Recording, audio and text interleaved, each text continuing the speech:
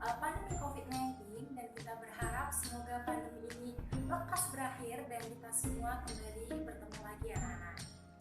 Nah anak-anakku, pada pembelajaran pada kali ini kita sudah memasuki bab 5, yaitu kita belajar terkait dengan pelayanan prima. Namun pada kesempatan kali ini kita belajar terkait dengan definisi pelayanan prima dan konsep dasar terkait dengan pelayanan prima.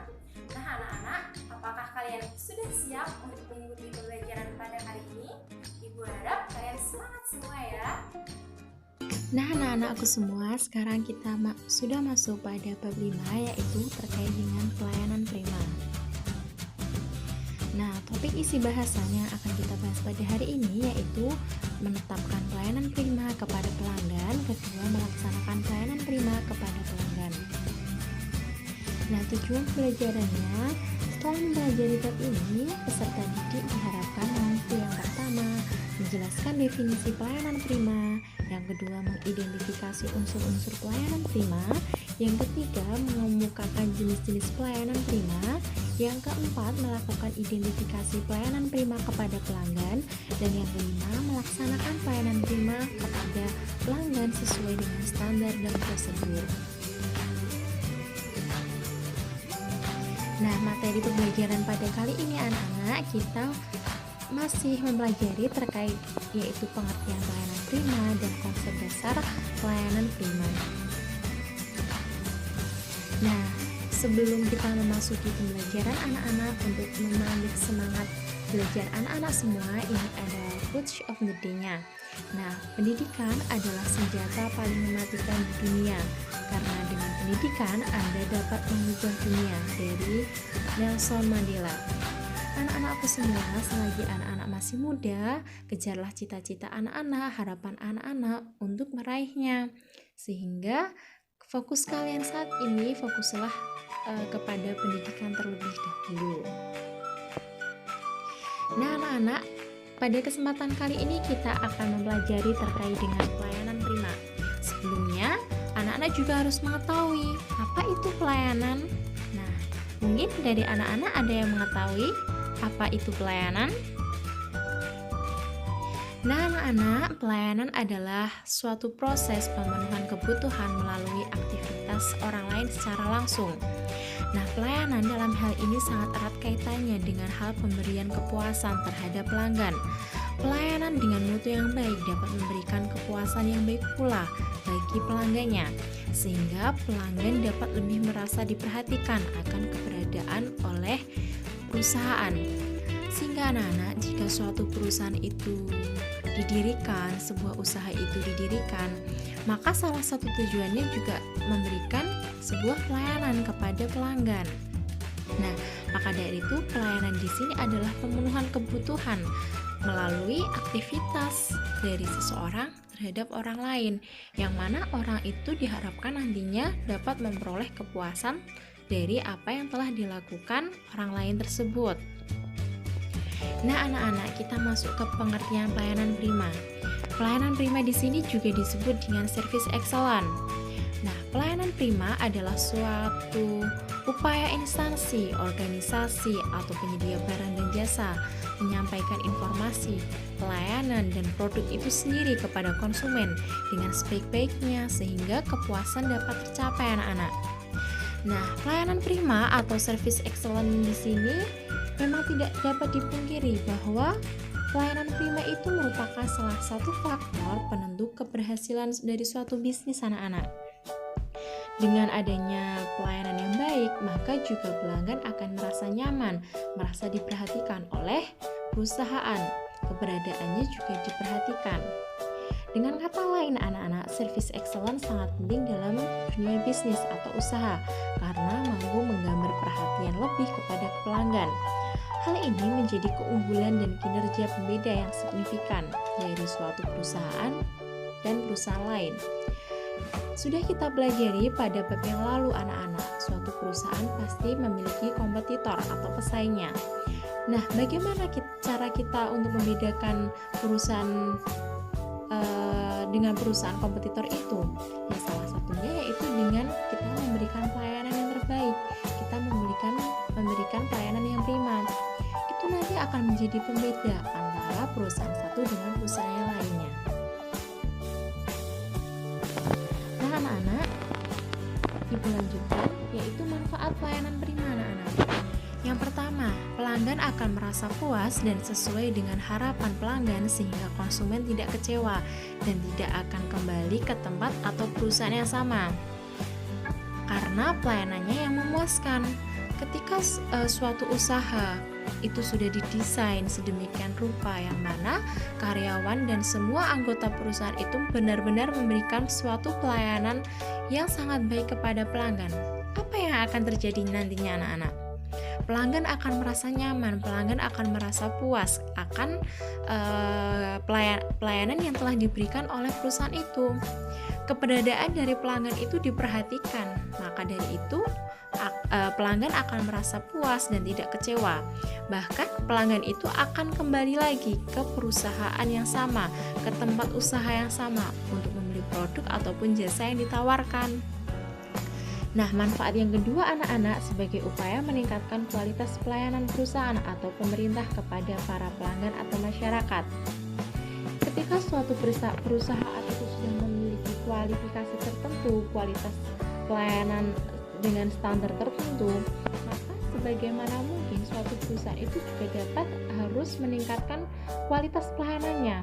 Ketika mungkin tahun ini kita berada di tingkat kualitas standar sekian, maka tahun depan kita harus meningkatkannya lagi seperti itu. Nah, yang ketiga yaitu menjadi acuan untuk pengembangan penyusunan standar pelayanan.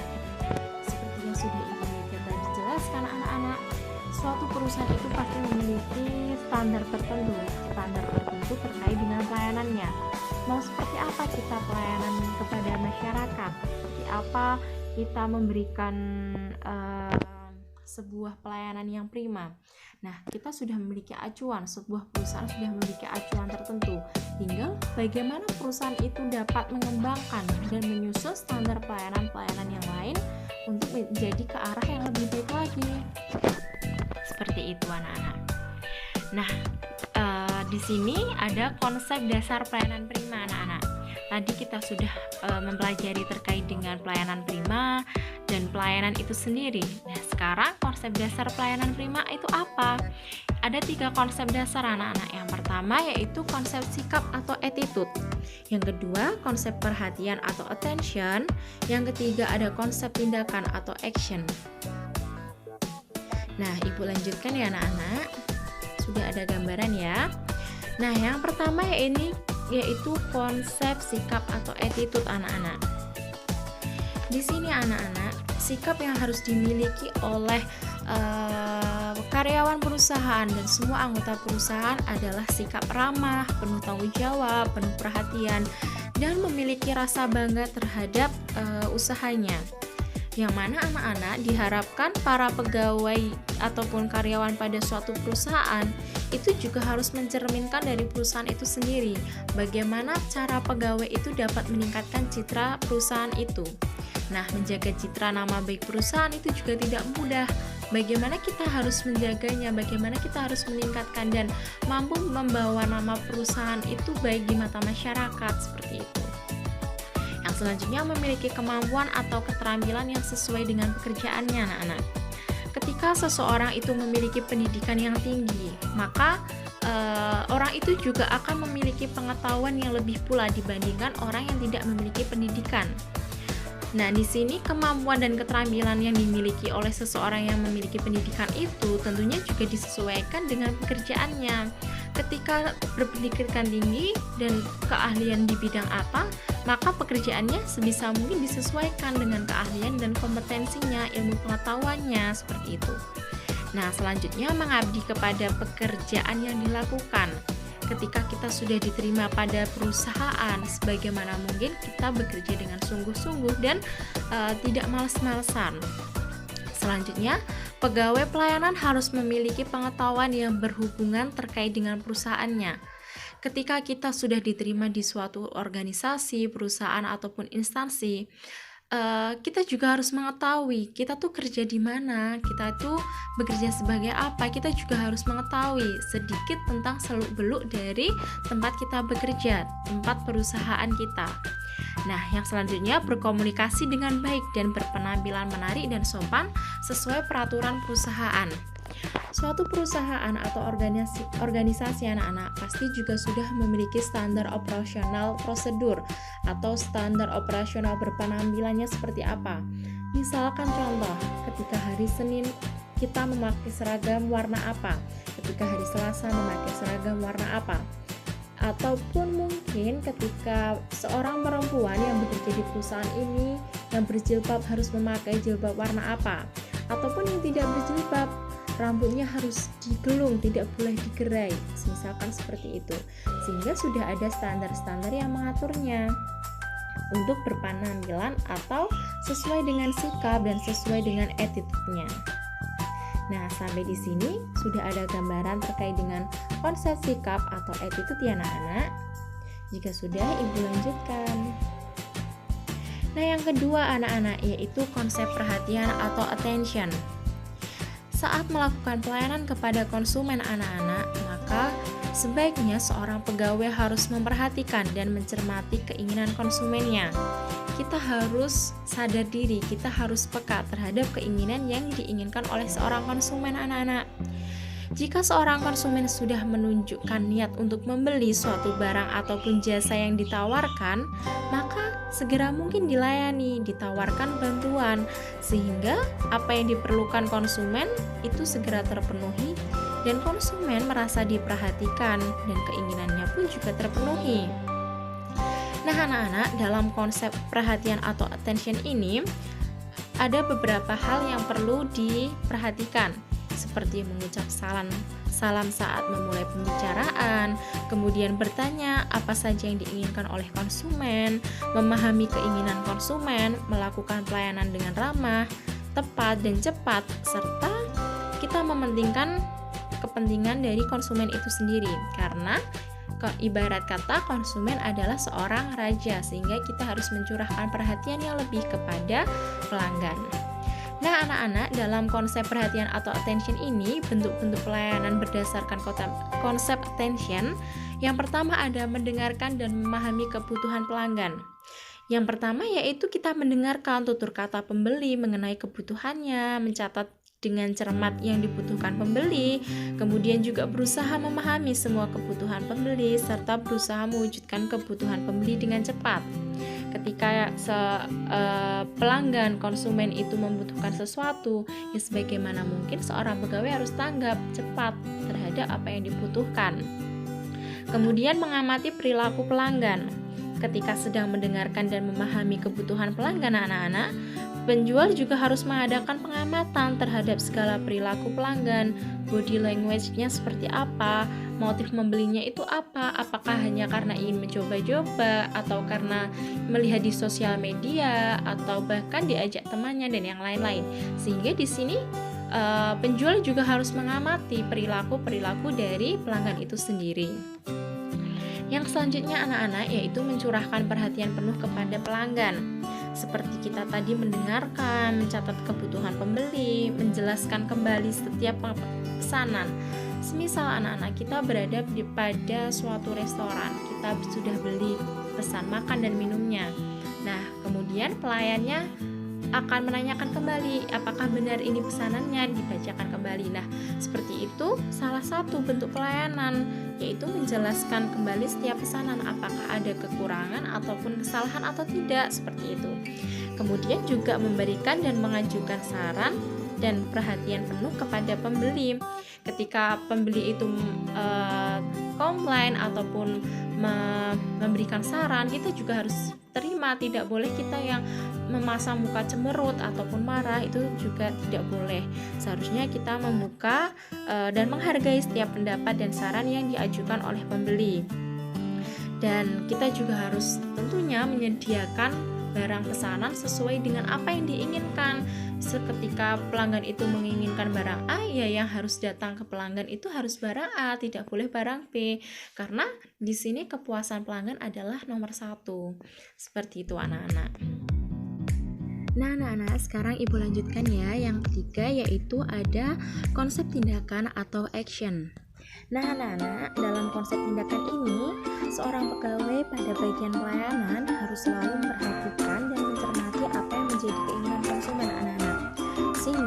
ketika pelanggan itu sudah menunjukkan minat untuk membeli sebuah produk, ingin mendapatkan suatu produk itu ataupun tertarik terhadap produk itu, maka juga harus segera dilayani anak-anak, sehingga nantinya pelanggan itu merasa diperhatikan, merasa nyaman untuk membeli produk di perusahaan itu. Dan anak-anak, selain itu juga nanti pelanggan dapat merasa puas karena pelayanannya ketika saya membeli barang di sini itu bagus ya pelayanannya, seperti itu. Nah, kemudian anak-anak, beberapa bentuk pelayanan pada konsep ini misalnya juga seperti mencatat pesanan yang diinginkan pelanggan, kemudian menegaskan atau mengecek kembali yang dipesan oleh pelanggan, kemudian menyelesaikan transaksi pesanan oleh pelanggan, dan biasanya jika sudah melayani harus mengucapkan terima kasih kepada pelanggan. Nah, anak-anak, konsep ini misalnya seperti halnya mencatat pesanan yang diinginkan pelanggan, kemudian menegaskan kembali. Semisal kita seperti tadi kita ingin membeli ataupun makan di restoran misalnya, ketika kita memesan suatu pesanan, kemudian pelayan di sini juga harus menegaskan kembali apakah pesanan yang telah dipesan itu benar atau salah, seperti itu, sehingga mengecek apakah pesanan itu terdapat yang kurang atau terdapat kelebihan pesanan mungkin. Selanjutnya juga menyelesaikan transaksi pesanan pelanggan, dan biasanya jika sudah melayani itu mengucapkan terima kasih kepada pelanggan. Setelah pembayaran sudah selesai, kita hendaknya juga mengucapkan terima kasih dan berharap pelanggan itu dapat kembali ke perusahaan ataupun ke usaha kita, seperti itu anak-anak. Nah, anak-anakku, di sini terdapat bentuk-bentuk pelayanan berdasarkan konsep action. Yang pertama anak-anak, yaitu mencatat pesan yang diinginkan oleh pelanggan anak-anak. Nah, pencatatan pesan di sini seperti untuk memberi kemudahan kepada pembeli ataupun pelanggan itu sendiri, kemudian juga mempercepat dari segi pelayanannya. Kemudian yang ketiga yaitu menghindari kesalahan sekecil mungkin, mungkin terjadi kesalahan pesanan atau kekeliruan pesanan, seperti itu. Ya, yang keempat yaitu memudahkan dalam pencarian dan pengambilan barang anak-anak, sehingga ketika nanti kita mencari barang ataupun mencari nomor pesanannya, sehingga itu mudah ditemukan anak-anak. Menegaskan atau mengecek kembali apa yang dipesan pelanggan, seperti tadi ketika pelanggan itu sudah memberikan pesanan, maka seorang pelayanan juga harus menegaskan kembali apakah pesanan yang diinginkan itu sudah benar atau belum, seperti itu. Kemudian mencatat kebutuhan pelanggan anak-anak, yaitu ketika pelanggan itu membutuhkan sesuatu, kita harus mencatatnya sehingga kita tidak lupa. Mungkin kebutuhannya itu lebih dari satu, misalkan kita makan di restoran, kita butuh saus misalnya, nah kita catat seperti itu. Kemudian butuh apa lagi. Kemudian menyelesaikan transaksi pesanan pelanggan ketika sudah dicatat semuanya sudah oke, kemudian juga menyelesaikan transaksi dari pelanggan itu sendiri. Nah, yang kelima yaitu mewujudkan kebutuhan pelanggan anak-anak. Ketika semuanya sudah dicatat, pesanan sudah fix, oke, benar, tidak ada tambahan mungkin. Nah, kemudian bagaimana caranya kita bisa mewujudkan kebutuhan pelanggan itu? Misalkan tadi pesan es teh dan makanan, nah kita juga harus menyediakan itu es teh dan makanannya harus sesuai dengan pesanan yang diinginkan oleh pelanggan, seperti itu. Yang terakhir jelas sekali harus mengucapkan terima kasih. Nah, kemudian bahkan pengucapan terima kasih di sini dengan harapan apa anak-anak? Pelanggan kembali untuk membeli produk ataupun jasa yang ditawarkan oleh perusahaan itu. Nah, di sini mungkin saja perusahaan ingin memberikan bonus kepada pelanggan ketika pelanggan itu membeli produk dalam jumlah besar ataupun memberikan potongan harga, kemudian pemberian hadiah pada waktu-waktu tertentu kepada pelanggan. Seperti itu kan juga bisa anak-anak.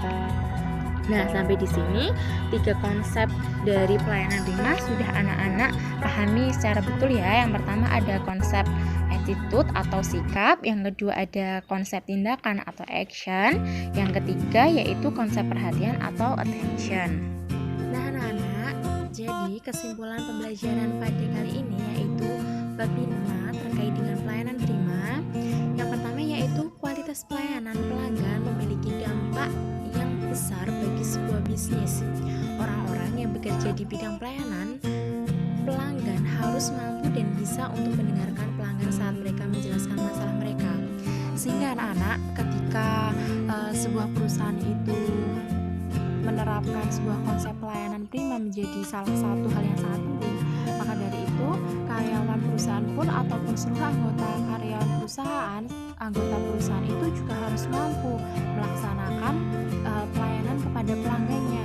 Namun dari itu di sini perusahaan juga tidak boleh menutup kemungkinan untuk tidak menerima keluh kesah dari pelanggan ataupun tidak menerima komplain dari pelanggan. Nah, itu juga kurang baik. Yang lebih baiknya ketika perusahaan itu membuka kritik, saran, masukan maupun pendapat dari pelanggan, dan kita juga bisa mendengarkan apa keluh kesah dari mereka, sehingga nanti pelayanan kedepannya, pelayanan yang akan datang juga akan menjadi lebih baik lagi, yaitu service excellence kepada pelanggan. Nah, maka dari itu anak-anak, karyawan juga harus mengesampingkan masalah pribadi dan meminta maaf atas masalah yang telah dialami oleh pelanggan. Ketika pelanggan itu memiliki komplain ataupun masalah, nah di sini seorang karyawan juga harus meminta maaf, juga harus walaupun karyawan itu tidak bersalah anak-anak, jadi namun juga harus meminta maaf terhadap kesalahan ataupun masalah yang telah dialami oleh pelanggan itu sendiri. Kemudian hal ini dapat membuat pelanggan merasa diperhatikan dan nyaman. Nah, ini juga merupakan salah satu kunci kesuksesan dari pelayanan prima itu. Nah, di sini ada gambar anak-anak di bagian bawah yaitu pelayanan prima. Yang pertama ada kecepatan. Jelas sekali kita harus melakukan sesuatunya dengan cepat. Ketepatan, kesesuaian antara produk yang diinginkan pembeli dengan kita memberikan pelayanannya. Kemudian keramahan dan kenyamanan itu juga menjadi salah satu bagian yang sangat penting anak-anak. Nah anak-anak, mungkin cukup sekian penjelasan dari Ibu, sudah cukup jelas terkait dengan apa itu pelayanan prima dan konsep dasar terkait dengan pelayanan prima, yaitu ada 3 konsep dasar. Yang pertama meliputi konsep sikap, kemudian konsep perhatian, dan yang ketiga yaitu konsep tindakan atau action. Terima kasih anak-anak.